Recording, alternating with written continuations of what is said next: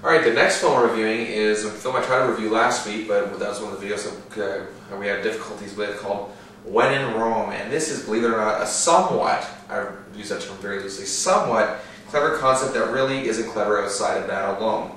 I could have even overlooked that had I laughed a lot, but sadly, I did not laugh enough. This film stars the usually charming and presentable Kristen Bell.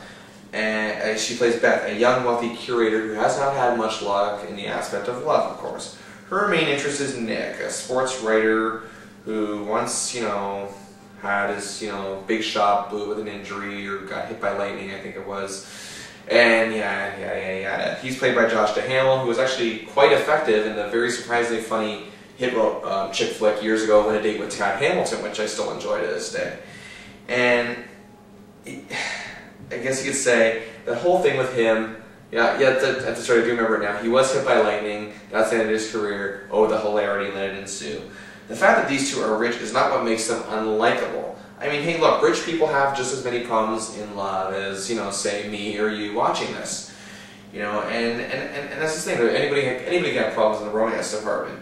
But the thing is that, it just seems to me, especially Kristen Bell's character, they just come off as brats and very unlikable. They're just rich, spoiled little brats, it seems. And the character of Beth heads off to Rome, of course, for her sister's wedding. And that provides some decent scenes with TV legends Don Johnson and Peggy Lipton playing her parents.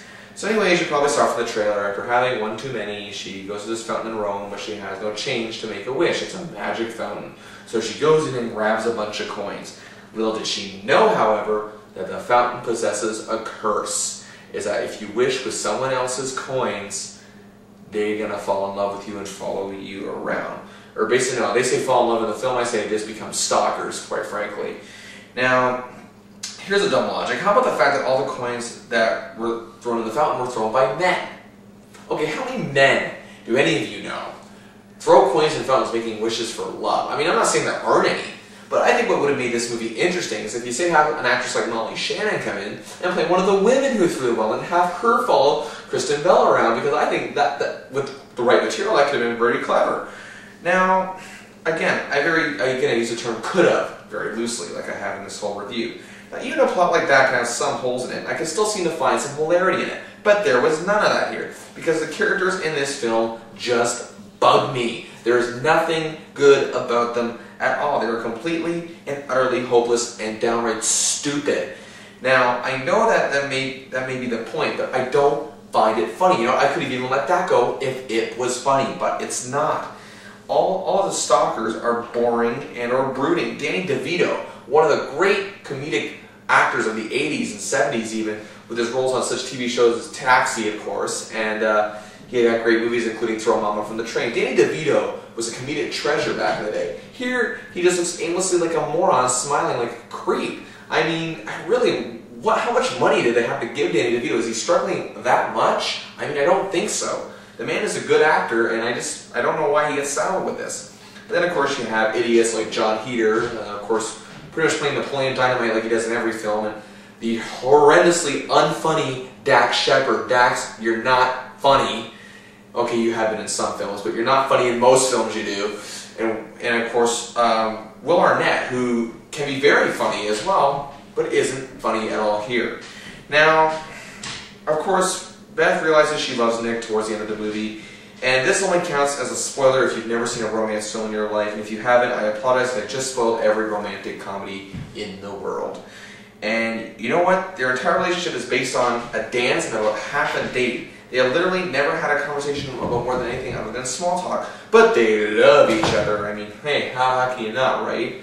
I mean, I don't know about love at first sight, but, whatever. Anyway, long story short, Dozen Roses, Dance in the Moonlight, yada, yada, yada. It's basically that whole aspect of love, the whole, roses, moonlight thing, that's about equivalent to a grinding on the dance floor club in real life. Come on, people. Now, Kristen Bell was very good in Forgetting Sarah Marshall back in 2008, and also had a very subtle energy on her old TV show, Veronica Mars, back in the day. It was a cult favorite that only lasted a few seasons. And I'll give her that much. I think she's got a great career ahead of her, but she can't keep getting saddled with material like this. I know she can do better, and she's got to start making better decisions for her career. I give When in Rome 1.5 stars out of 5. And that wraps it up for this week's show. Next week is a big Oscar special. That's right, the Oscars are right around the corner. I'm getting excited. I'm going to be rejoined by Oscar expert and aspiring filmmaker Kaylee King, as she joined me for my For Consideration special a few weeks back. She's joined me for a special also inspired by Gene Siskel and Roger Ebert, If We Pick the Winners. Now, this is not some dumb prediction show. This is what we would be doing if we were members of the Academy, who we would pick to take home the Oscars in all the major categories, Best Picture, Director, and all the acting categories. And as a bonus, we're also going to do what we think is the worst nomination of all those categories. Who do we think is the least deserving this year of a nomination? And that is it for this week's show, however. And then tune in. Until then, I am Bill Chase, and I will be at the movies. Goodbye, everybody.